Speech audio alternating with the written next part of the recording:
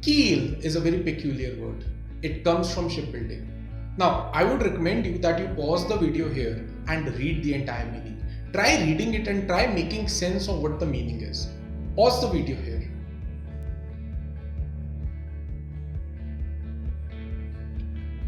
Okay, so does it make any sense here? Most likely not. It's a complex word. Also, the meaning available in dictionaries is also quite complex. So let me simplify it for you. Let me show you an image here. So what you can see here is a boat being constructed. अब इस boat के base पर एक लंबा timber या एक लंबा wooden piece है. ये लंबे वाला पीस जिसके ऊपर पूरी बोट का फ्रेमवर्क टिकता है.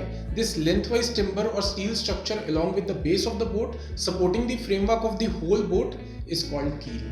Let me show you another image here. In this image, I have marked the keel in purple. Hopefully, you are able to understand what a keel is. Now, the word keel, it is just a noun.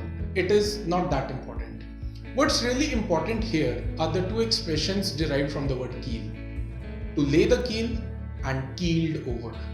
We use this phrase, lay the keel, when we want to say that you're starting the building process of a ship.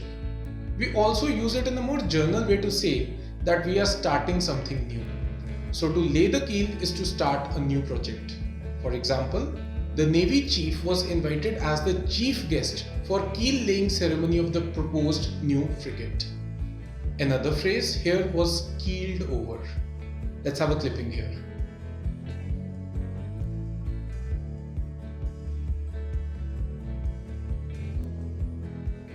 We use the phrase keeled over to say that a boat or a ship has toppled. We also sometimes use this phrase in a more general way.